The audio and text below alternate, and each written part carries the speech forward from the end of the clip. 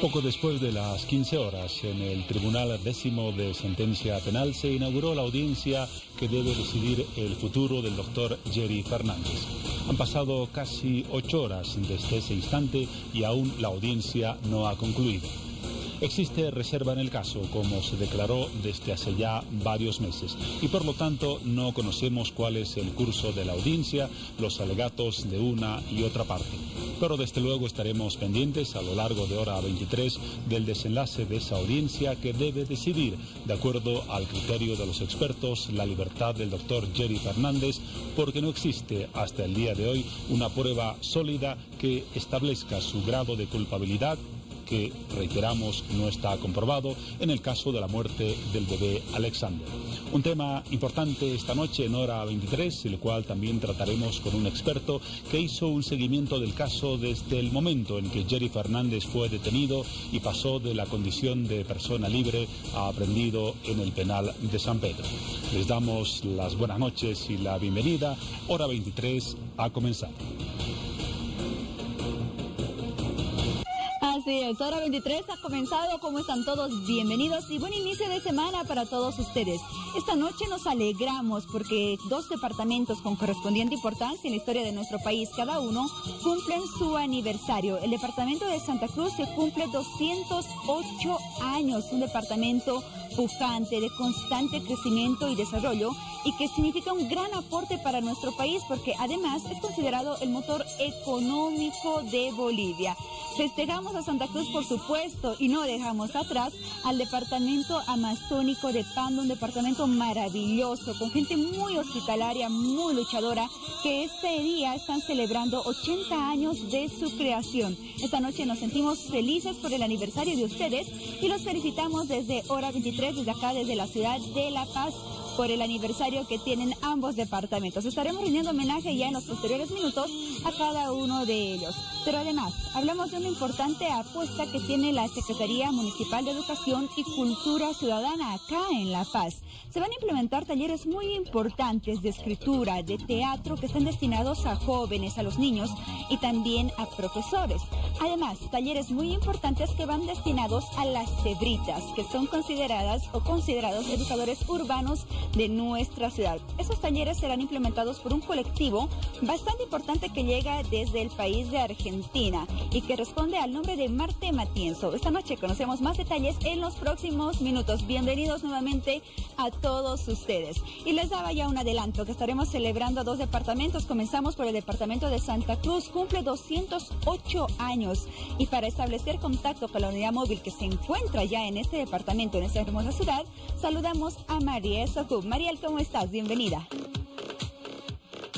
Paola, ¿cómo estás? Buenas noches, Bolivia. Bienvenidos en una nueva entrega del ferial de Bolivisión. Nos encontramos en la Fexpo Cruz en el 4º día de feria. Les comento que hoy se llevó a cabo lo que es la premiación con las palmeras doradas a los mejores expositores del Expo Cruz 2018. Ya se realizó esta entrega de premios y por otra parte en el escenario principal del Expo Cruz 2018 también hoy tenemos el homenaje a Santa Cruz. Se están presentando artistas reconocidos como Gisela Santa Cruz, como Eleonora Cardona y bueno, entre otras más. Muy bien, Mariel, y bueno, todos los cruceños ya van festejando desde inicios de este mes a este hermoso departamento. Anoche se llevó a cabo la serenata para Santa Cruz, que sin duda tuvo presentaciones muy importantes en lo que es la Expo Cruz, ¿cierto? Así es, de hecho, tuvo un lleno total la serenata Santa Cruz y cerró con broche de oro Aldo Peña. Aldo Peña, un reconocido artista, por supuesto, que tenía que estar presente en esta serenata para rendir homenaje a Santa Cruz por sus 208 años que cumple este lindo e importante departamento. Gracias, Mariel. En los próximos minutos establecemos contacto nuevamente contigo para que nos cuentes más detalles acerca del aniversario de Santa Cruz y de la muestra ferial más importante del país, la Expo Cruz 2018. Es momento de que usted pueda conocer los cuadros que se encuentran disponibles en nuestra página de Facebook Hora 23. Nos enfocamos de inicio en el caso Alexander. Continúa la audiencia del doctor Jerry Fernández y esta noche en vivo le vamos a proporcionar toda la información que vaya surgiendo respecto a este tema. Caso Bebé Alexander, clamor de justicia y libertad a favor de Jerry Fernández en juzgados de la ciudad de La Paz. ¿Cuál es su opinión sobre este caso?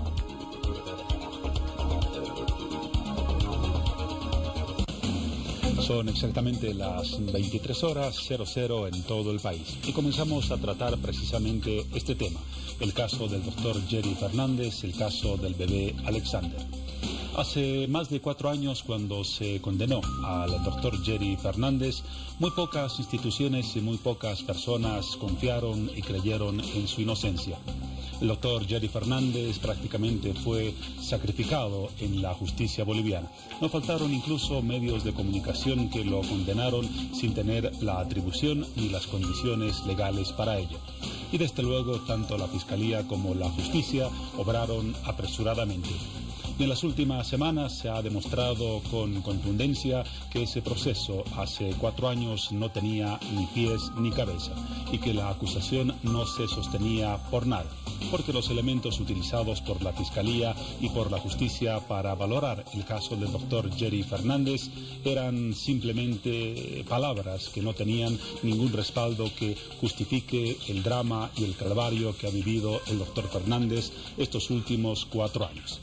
Y les decía que pocas instituciones y pocas personas en su momento confiaron en la inocencia del doctor Jerry Fernández. Una de esas pocas instituciones fue el Instituto de Terapia e Investigación sobre las Secuelas de Tortura y Violencia Estatal, el ITEI. Estamos aquí en Hora 23 con uno de los representantes de esa entidad. Se trata del doctor Andrés Gautier. Él es psicólogo, psicoterapeuta y psicólogo forense. Ha realizado peritajes para la Corte Interamericana de Derechos Humanos y para la Comisión Interamericana de Derechos Humanos. Actualmente trabaja, ya lo decía, en el ITEI y más que eso, tuvo contacto con el doctor Jerry Fernández desde el momento en el que ingresó a prisión y en estos 4 años ha seguido el caso y conoce perfectamente cuál es su estado psicológico y su estado emocional.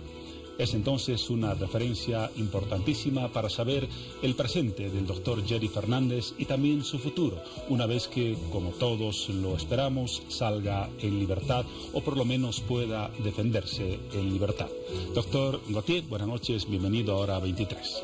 Buenas noches, muchas gracias por la invitación. Vamos a los principios del caso, doctor. ¿En qué momento ustedes, como ITEI, toman contacto con el doctor Jerry Fernández hace, estimo, más de 4 años? Fue así que trabajamos en varias cárceles, en la cárcel de Miraflores, de Obrajes, San Pedro. Y cuando los fiscales determinan la detención de más de 10 personas, en el caso del bebé Alexander, llega, entre otros, una enfermera en Miraflores. En la época ya me llamó la atención el método de investigación, que me pareció muy dudoso. Ocurre algo específico y se hace una razzia, como si se piensa que por milagro va a salir la pus, se va a salir la confesión y se va a descubrir la verdad. Quiere decir que de método científico de investigación, 0. Los fiscales, 0. Los jueces no comentaron. La prensa tampoco. Se describió lo que estaba ocurriendo, pero lo que es fundamental en la Constitución es la presunción de inocencia. Y si alguien se detiene es que hay presunción realmente fehaciente que hay indicios de culpabilidad. En este caso, tanto con el doctor Jerry Fernández como con la enfermera que usted menciona, ¿se cumplió esa presunción de inocencia? Justamente, no se cumplió. Posiblemente presionado por la opinión pública, pero no se hizo ninguna investigación superficial. Hubo la investigación forense de la médica Mora, hubo algunos resultados, pero un indicio para detener a alguien no había. Los fiscales debían hacer un trabajo de investigación persona por persona, se hace venir la persona, se escucha la declaración, se analiza, pero eso parece que no es en las costumbres de la actual justicia boliviana, porque conocemos otros casos de ese método amplio de racia. En el caso de Barcazas hubo más de 30 que han sido detenidos, si no me engaño.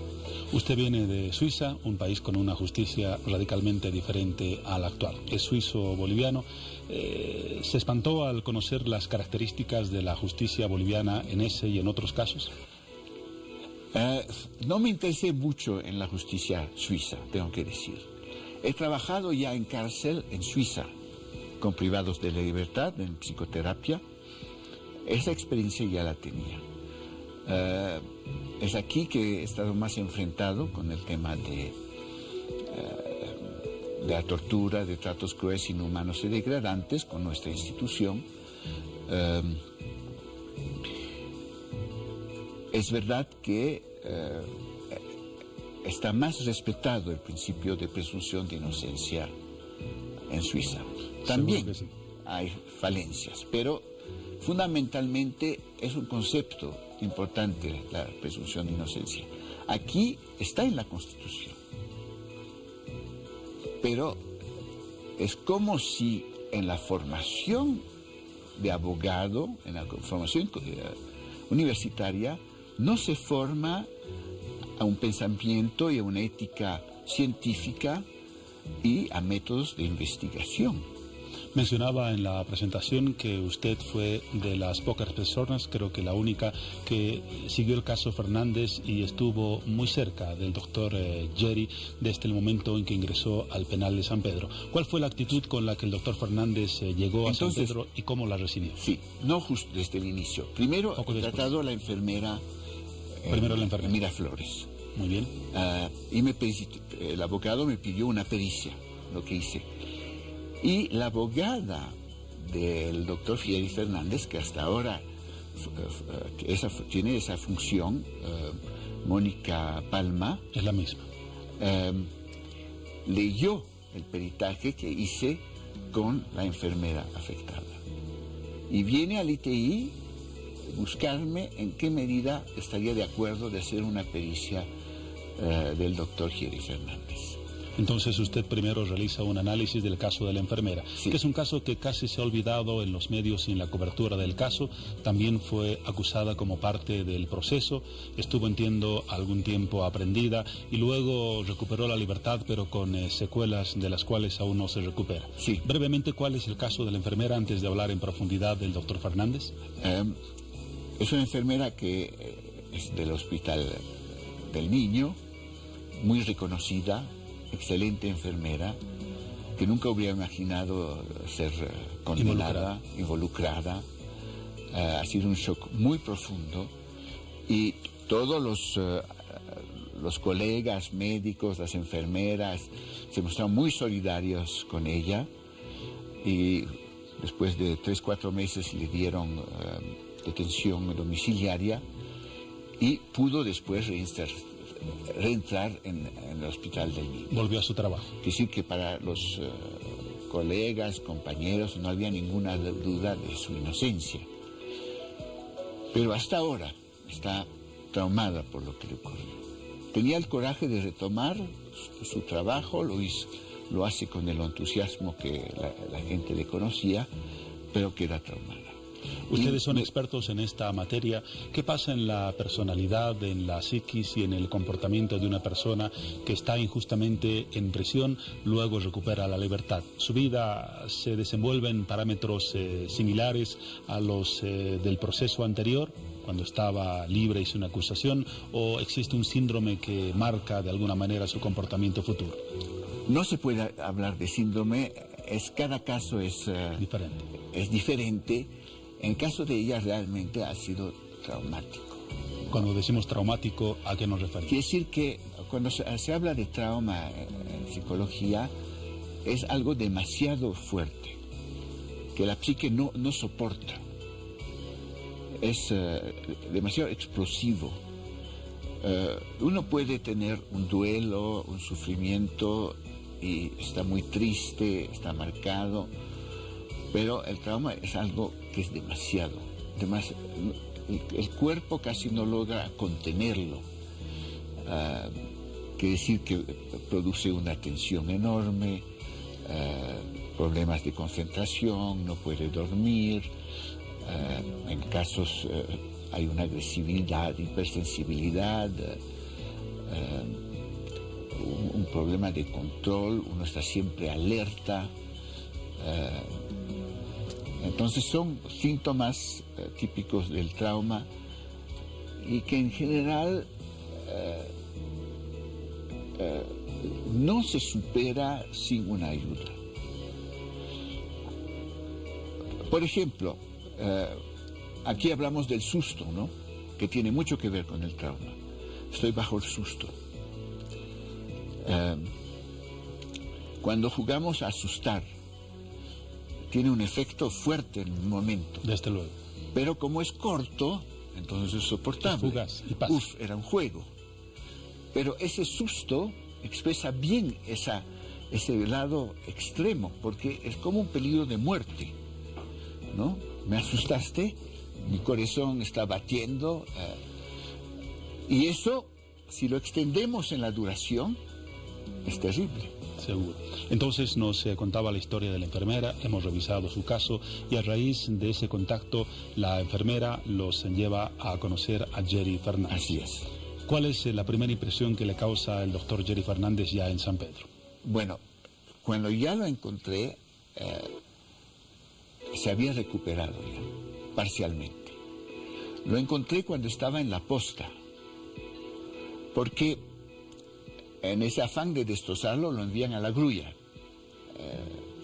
Que es uno de los peores espacios de San Pedro. Sí, espacio donde se ponen los culpables de fuga, donde se tortura, donde las condiciones carcelarias son míseras. Parece que ahora han hecho mejoras. Justamente a propósito de esa localización, usted dijo hace poco en declaraciones a Página 7 que mandando ahí a Jerry Fernández trataban de quebrar su voluntad. Exacto. Ese fue el propósito de los fiscales. Eso fue el propósito de los fiscales y ahí ocurre algo psicológicamente impresionante, que en vez de caer más, se recupera parcialmente, ya antes de ir a la posta. Y eso es algo muy impresionante, y lo voy a contar con la autorización del doctor Jerry Fernández. Él estaba destrozado, sin fuerza de reaccionar, de resistir, veía ya su vida destrozada de por vida.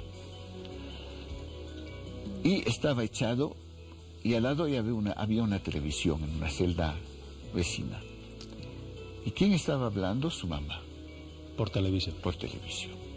Y los otros privados de libertad estaban escuchando. ¿Usted se encontraba allí? No, eso fue antes que lo conozco. Ajá. ¿Y cuál fue la reacción del doctor? Entonces él dice que viendo su madre sufrir por él, le dije, yo no puedo dejarla sufrir. Quiere decir que lo que provocó el comienzo de su recuperación ha sido no querer dejar a su madre sufrir sola. Una inyección de ánimo que lo lleva a seguir en el proceso. Exacto. Fue ella que hizo que de una manera se despierte, no puedo dejarme ir. Por ella. Primero no por él mismo, pero por ella. Este shock emocional, ¿cómo influye posteriormente en su conducta? ¿Tiene más ánimo, una decisión de defenderse? ¿Cuál es el diagnóstico que usted encuentra? Exactamente. Eso le da más ánimo. Con todo lo sufrido, de una manera, no está olvidado, pero pasa al segundo plano. El esfuerzo de recuperación gana fuerza. Y claro, hay que decir que no es por su propia fuerza solamente, pero sus padres van a la cárcel, velan porque su condición mejore, sus amigos, sus colegas continúan a manifestar su amistad, lo que no siempre ocurre, porque después de un tiempo los amigos dejan que se olvidan de la persona, se cansan, pero con él no se han cansado. Había una convicción profunda que dura hasta hoy, donde hay un entorno familiar, de colegas, de solidaridad, que ha hecho que también recibía impulsos de afuera. Ahora pasan cerca de 4 años y el reciente presente del doctor es diferente. Entiendo que en San Pedro llegó a tener una valoración positiva por parte de los reclusos, incluso prestaba atención médica a los internos. ¿Ese es el panorama? Hasta ahora.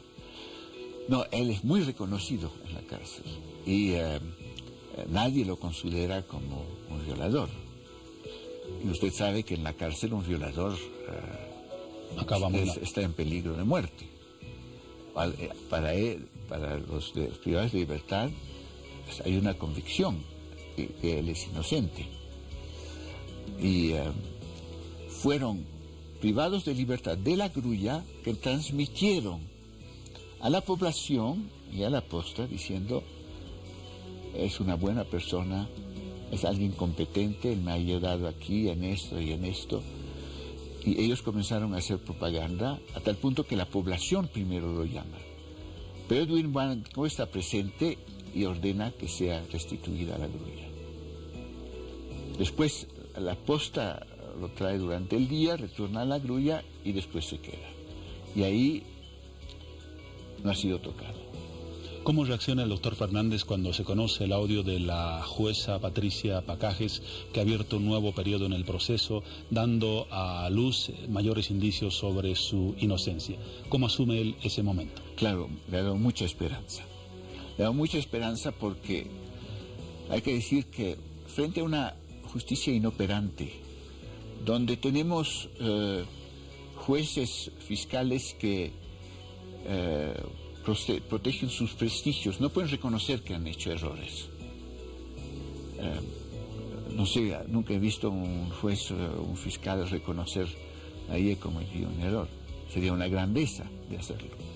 Es mucho pedir para muchos fiscales. Esos seres humanos, pero sí. Entonces, esa situación de arbitrariedad, de no escucha, de no querer entender, porque es el prestigio de esos profesionales que está en juego, es desesperante. Y la impotencia a la cual ha estado expuesto el doctor Jerry Fernández ha sido tremenda. Y claro que manejar esa impotencia es muy difícil. Y sabemos de casos en la cárcel que fueron hasta el suicidio. No porque se sentía culpable, sino porque la justicia funciona tan mal, destrozando vidas, situación económica, situación social, situación familiar, relación con los niños, puede destrozar toda una vida. Entiendo que el doctor Fernández tenía planificado especializarse en el campo de la pediatría. Sí. ¿Cómo ha cambiado esa visión y esa decisión con todos estos acontecimientos y con estos 4 años en prisión? Si me permite, siempre me gusta leerlo porque es, para mí, muestra la gravedad del poco de seriedad y competencia de fiscales y jueces que no cumplen con su función, o es demasiado pedir. ¿De qué se trata el documento? Al final de la pericia que le hice, le pregunté si a la salida va a hacer su especialización en pediatría. Pediatría, gracias. ¿Qué le responde? Cuando vienen los padres con su niño, lo atiendo, pero reduzco el contacto corporal a lo mínimo. Pido a los padres que le quiten la polera, el calzoncito. He perdido la espontaneidad que tenía. Temo la mirada de sospecha. Todos me reconocían por el trato que tenía con los niños. Mis colegas me veían un buen futuro como pediatra. Ya ha cambiado todo. Buscaré otra especialidad. decir que ese estigma le cuela la piel, está ahí. Decir que se destrozó todo un proyecto de vida. Claro, estamos hablando de un doctor que quería dedicarse a pediatría, sí, a atender, a cuidar y a sanar a los niños, y es acusado de la supuesta violación de un menor. Exacto. Las circunstancias son terribles. Sí. Ahí vemos, es un ejemplo para mí cómo una justicia incompetente puede destrozar una vida, simplemente. La institución en la que usted trabaja, el ITAI, se especializa en tortura y violencia estatal. ¿Lo que ha padecido el doctor Fernández puede ser catalogado como una forma de tortura? Entonces, yo califiqué la Convención contra la Tortura, se llama Convención contra la Tortura, Tratos Crueles, Inhumanos y Degradantes. Al finalizar el peritaje, lo caractericé de tratos crueles, inhumanos y degradantes, que es una sumatoria: no respeto a la presunción de inocencia, presunción de culpabilidad, retardación de justicia, no respeto a la condición de no condenado, iba siempre manillado. Hay toda una serie de actos que son humillantes y que son como la gota sobre la cabeza de esa tortura china, ¿no? Que cae, la gota que horada la roca. Eso, exactamente.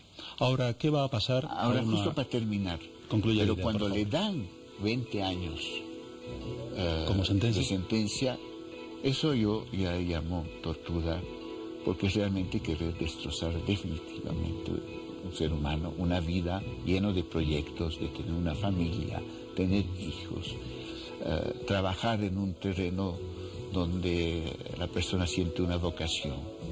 Eso es tremendo. Ahora usted va a acompañar al doctor Fernández en las siguientes etapas. Aún no se ha decidido a esta hora de la jornada si se defiende en libertad o no. Pero supongamos que la justicia, por alguna vez, falla correctamente y determina su liberación para que se defienda en libertad. ¿Cómo se recupera la mentalidad, la psiquis, la personalidad de un hombre que ha pasado por el calvario en el que se encontraba? ¿Es posible, para comenzar, recuperar esa mentalidad y esa persona? Es posible, aunque uno nunca más será el mismo que ha sido antes. Pero es posible una recuperación. ¿Hasta qué grado? Eso es difícil de prever. En su caso, las condiciones son en el sentido favorable, que hay una familia que siempre ha creído en él, que hay un mundo profesional, colegio médico incluido, que han nunca dudado de su inocencia. Ahora, a nivel psíquico, él mismo, seguro que van a quedar heridas. ¿Cómo se van a cerrar esas heridas? Eso es difícil de prever. Ya lo decía usted, cada caso es diferente, sí. Pero en el caso del doctor Fernández, ¿cuál será el principal trauma a superar? Yo diría que el hecho de no poder, tanto tiempo que para él queda cerrado el trabajo con niños, eso es una herida muy profunda. ¿No lo ve trabajando nuevamente con niños? Yo lo veo. Lo ve. Y hay que ver el efecto que...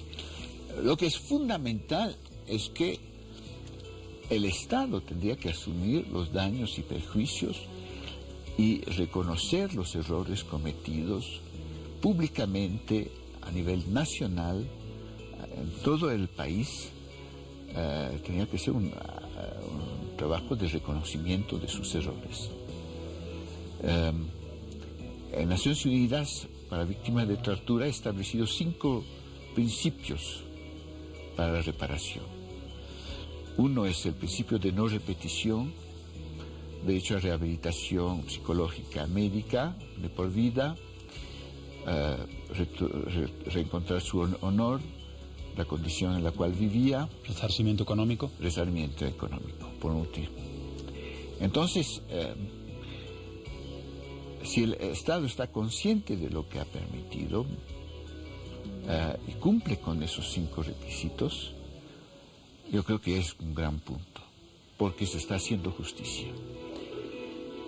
Tanto tiempo que no se haga justicia, no va a tener paz.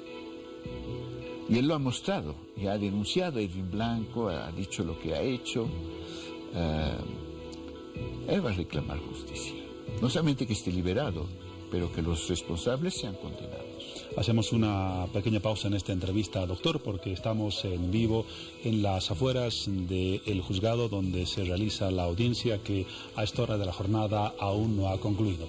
Está allí nuestro compañero César Pardo. Buenas noches, César. ¿Cuál es el panorama que a esta hora de la jornada, las 23 horas con 25 minutos, se viven en las afueras del Tribunal 10º de Sentencia Penal? Ahí escuchamos, por ejemplo, algunas voces y cánticos de fondo. Buenas noches. Juan Pablo, amigos del país, muy buenas noches. Me encuentro en este momento en el Tribunal 10º de Sentencia Penal, la calle Bolívar, a unos metros solamente de kilómetro cero. Se está realizando la audiencia de medidas cautelares del doctor Jerry Fernández en este momento, y me encuentro con la tía del médico que nos va a ampliar un poco más de información de lo que está ocurriendo en este momento.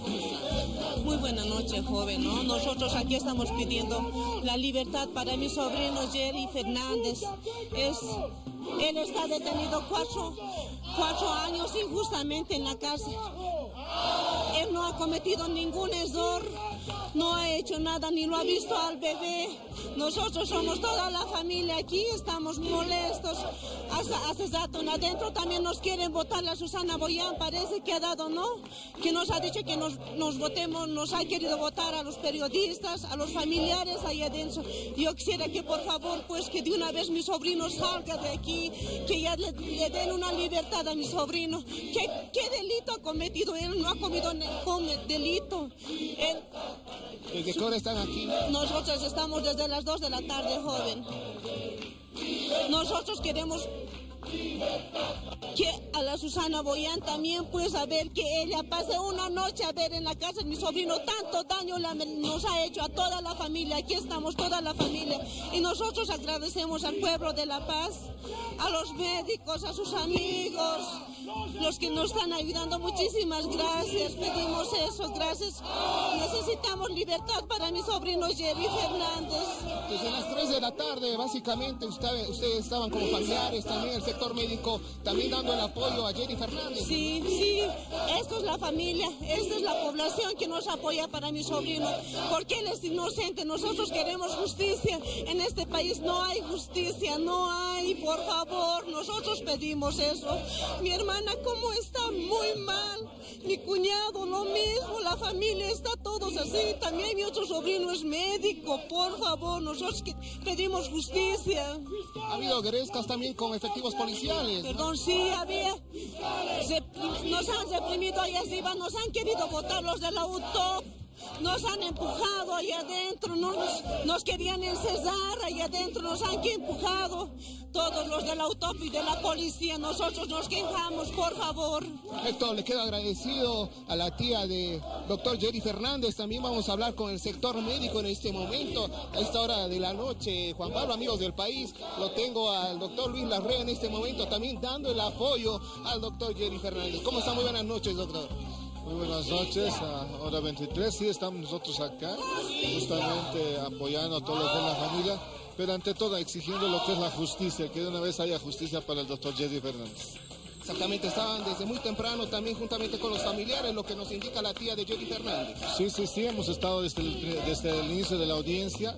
Lastimosamente otra vez se ha declarado en reserva, por eso nos han sacado de lo que es el juicio, pero lo que nosotros le decimos a la población, hoy es Jerry, mañana puede ser cualquiera de nosotros, y hoy día es realmente, pues, hoy día sería se haría justicia con Jerry. Solamente lo que pedimos es que la justicia cambie en nuestro país. No tal vez pedir libertad pura y simple, pero medidas cautelares tal vez, que pueda salir tal vez con medidas cautelares aquí el doctor Jerry Fernández. Nosotros creemos que es justicia libre y pura simple para Jerry, y es que se defienda pero lo que nosotros vamos a cautivar es en el aspecto del proceso civil. Hay que pedir el resarcimiento y que estos jueces y fiscales también purguen pena y paguen todo lo que han perjudicado a un joven, donde no se le puede demostrar por ningún lado que él ha tenido contacto con el bebé Alexander. Exactamente, le agradecemos al doctor Larrea, quien también está apoyando a esta vigilia juntamente con los familiares a esta hora de la noche. Dentro de 1 hora y media, informarles a amigos del país, en este momento Juan Pablo va a terminar posiblemente lo que es esta audiencia de cesación a la detención de lo que es el doctor Jerry Fernández. Vamos a estar también dando el curso necesario a esta información para poder informar a cada uno de ustedes. Con este informe retorno hasta estudios con usted, Juan Pablo. Gracias, César. Simplemente te pedimos que permanezcas en el lugar para darnos alguna información más adelante. Se estima entonces cerca a la 1 de la madrugada ya de este martes que se dé a conocer el fallo en ese juzgado. Veremos qué surge más adelante entonces. Hasta dentro de algunos instantes, César, con esa cobertura desde el Tribunal 10º de Sentencia Penal. Y aquí en estudios volvemos con el doctor Gautier. Poco antes, doctor, de salir de San Pedro rumbo al tribunal donde actualmente se encuentra, el doctor Fernández declaró una frase muy simbólica. Dijo, la justicia casi me mata, pero la justicia de Dios posiblemente me salve. ¿Qué le dice esta frase? Que es muy importante en el caso del doctor Jerry Fernández, y es un punto muy importante para él, que le ayudó su fe. Hemos mencionado a la familia, hemos mencionado a los amigos, pero su fe también ha sido muy importante para resistir. ¿Usted cree que el resarcimiento que en caso de llegarse a ese punto deba dar el Estado boliviano al doctor Fernández de alguna manera sana las heridas que ha sufrido, o de todas maneras en el caso más extremo y positivo ese resarcimiento es parcial?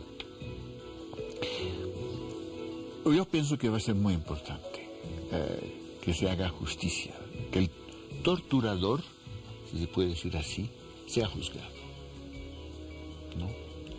Que haya un juicio claro contra los autores.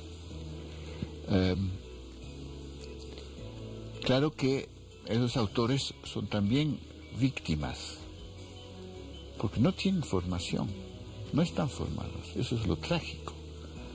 Se ve que los fiscales, jueces, para un pensar científico, no están preparados.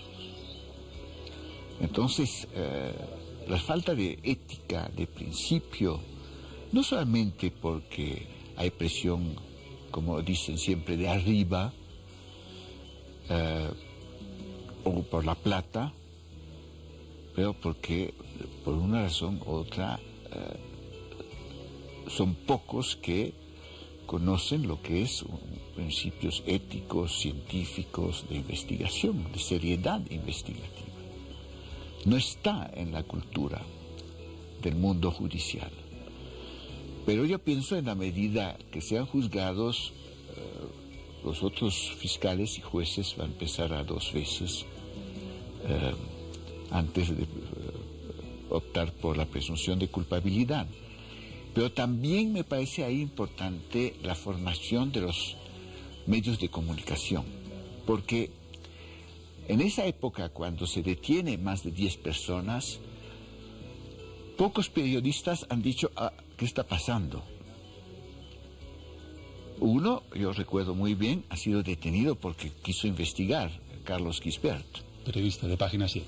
Sí, en la época era de diario. Eso es admirable porque mostró otro camino. En vez de entrar en la lógica de lo que los comunicados de prensa que estaban dando el juzgado o ministro de Justicia,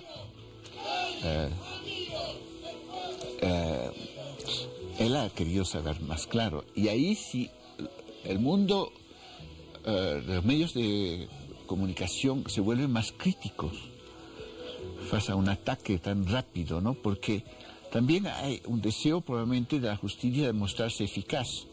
Se busca un culpable a todo precio, mostrar al pueblo, a la población, que son eficaces. que es un error, una ilusión, que puede funcionar, pero el costo es muy grande. Es un ser humano que tiene que sufrir. Sin duda un caso que debe motivar una reflexión en el... Ahora, decir también que al inicio no sabía si era culpable o no. Pero lo que me llamó la atención al comienzo es que no había el debido proceso. Y eso es fundamental. Cada ser humano tiene el derecho al debido proceso. ¿Cuándo fue la última vez que habló con el doctor Fernández? Entiendo hace pocos días. Jueves pasado. Jueves pasado. Sí. ¿Le comentó qué sería lo primero que hiciera si recupera la libertad? Sí, me lo comentó. Sí, yo le puedo contar. Por Creo favor. que sí. Él dijo, bueno, voy a tener que decir a la prensa que no quiero hablar estos días con la prensa, que quiero disfrutar de estar en familia, con mi pareja, con toda mi familia, tener algunos días donde disfruto, comemos juntos, cocinamos juntos, sin tener que tener nadie que me haga preguntas. Eso es mi fantasía. Su primer deseo. Usted lo ha dicho hace algún instante, el proceso no debería concluir únicamente con la liberación de un inocente, sino con el castigo de los culpables. Sí. ¿Existe la costumbre jurídica de llevar a proceso a quienes han tenido una sentencia equivocada? Creo que lamentablemente no es un caso frecuente. Exactamente, pero yo pienso sería un caso emblemático. En Bolivia no es frecuente, en otros países tampoco, porque es el Estado que está en juego.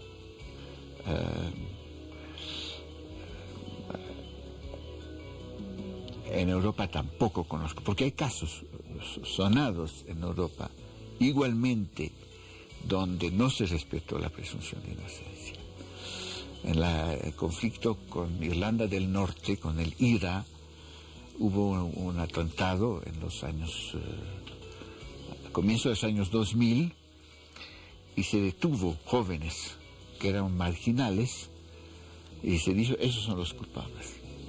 Fueron torturados, confesaron bajo tortura, pero eran inocentes.